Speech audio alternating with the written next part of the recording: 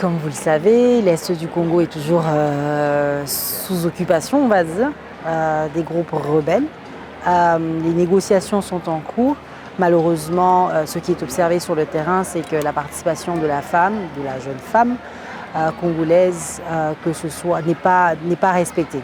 Et je le dis en pesant mes mots, des deux côtés, que ce soit avec la partie gouvernementale que la partie qui occupe. Donc les deux parties ont une grande responsabilité là-dessus. Et malheureusement sur le terrain ça ne suit pas, mais beaucoup de choses de ce qui est discuté à ce stade sur la résolution de ce conflit n'est pas respecté. La 1325 encore moins. Il y a quand même néanmoins plusieurs efforts de plusieurs organismes, institutions qui incitent, qui encouragent les femmes, les aînés. La question de la jeune femme se pose encore. C'est pour ça que nous, on essaie activement de travailler là-dessus pour une participation civique, enfin une mobilisation civique pour cette participation. Mais voilà, elle laisse encore à désirer. On a énormément d'efforts à fournir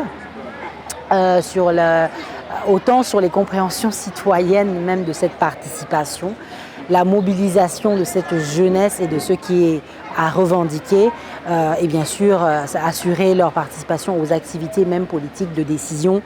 On a du chemin à faire.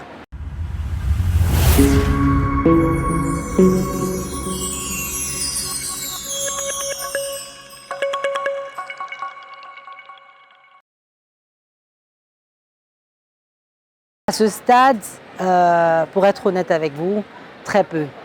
Très peu parce que j'ai envie de dire même les grandes lignes de la négociation au conflit n'arrivent pas à trouver son compte. Et sur ce qui est de la protection de la femme, des jeunes femmes dans les lieux, enfin pour l'instant on dit sous occupation des rebelles, on n'a pas cette protection-là puisque les humanitaires ont difficilement accès à ces personnes pour accompagner. Nous savons qu'il y a des organisations, des organismes, autant les Nations Unies que les ONG, qui essayent de négocier leur accéder aux femmes victimes, que ce soit des violences sexuelles ou même victimes simplement des guerres, en fait, des pertes en vies humaines et autres. Malheureusement, c'est pas tout l'accès sur la réalité sur le terrain est tout autre par rapport à ce qui est, j'ai envie de dire, communiqué dans les grandes lignes, malheureusement. Et il faut dire que le gouvernement en place ne joue pas franc jeu sur ce qui est des négociations non plus.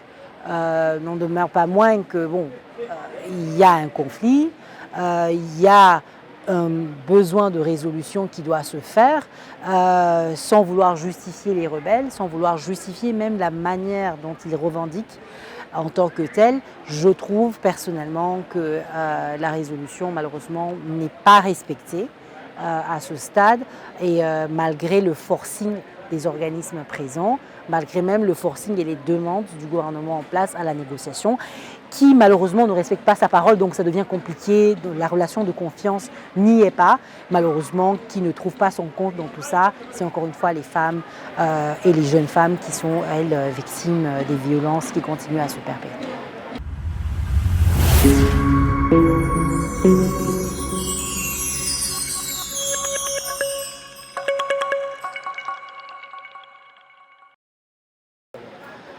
Je pense que c'est le devoir de tout un chacun de faire prévaloir cet effort de participation, déjà. Parce que, comme on dit, le droit à la liberté, le droit à la souveraineté ou à la sécurité, ça se l'arrache malheureusement avec nos dirigeants actuels.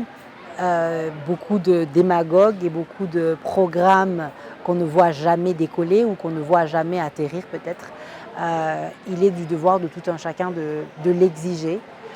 Ça, c'est une des choses. De l'autre côté, c'est toute la mobilisation importante qui a besoin de se faire. Elle se fait déjà et d'ailleurs, coup de chapeau à beaucoup d'activistes qui n'ont même pas quitté certaines villes occupées aujourd'hui, qui continuent à mobiliser les jeunes. Je crois que vous aviez même vu un musicien qui, pour avoir activement revendiqué l'occupation, qui a été abattu en pleine scène de tournage de son clip vidéo. Donc on a besoin des personnes qui sont prêtes à se sacrifier pour ce combat, parce que c'est un réel combat. Alors maintenant, après, on peut avoir des combats, parce que vous avez parlé de la question, vous avez parlé de la jeune femme, vous avez parlé des hommes aussi. Il y a cette notion de privilège à un certain niveau que certains hommes ont comparé, je dirais, à la jeune femme de manière générale et aux femmes, pour lequel je pense qu'il y a un besoin de travailler ensemble pour atteindre cet objectif-là. À ce stade, et coup de chapeau à beaucoup de nos grands frères aînés qui sont en train de faire ce travail comment on dit ça, d'incubateur, de rassembleur pour pousser plus de jeunes femmes, à se structurer comme nous l'avons fait, de manière à ce que notre voix puisse être en mesure de porter. On a besoin de se structurer, on a besoin, malheureusement ça peut prendre du temps de se structurer, ça peut prendre du temps de se faire entendre, de se faire connaître et même de comprendre les enjeux qui peuvent faire part d'un conflit ou d'une question de gouvernance en tant que telle. Ça, ce serait des éléments, je pense, j'ai envie de dire, même préalables à trouver les solutions nécessaires. Mais pour le plaidoyer, on a besoin que sa voix puisse porter. Utilisons les réseaux sociaux, les médias et tous les moyens qui soient possibles pour que les voix soient entendues et ces voix de revendication de cette justice sociale, au final, qui n'est pas toujours acquise.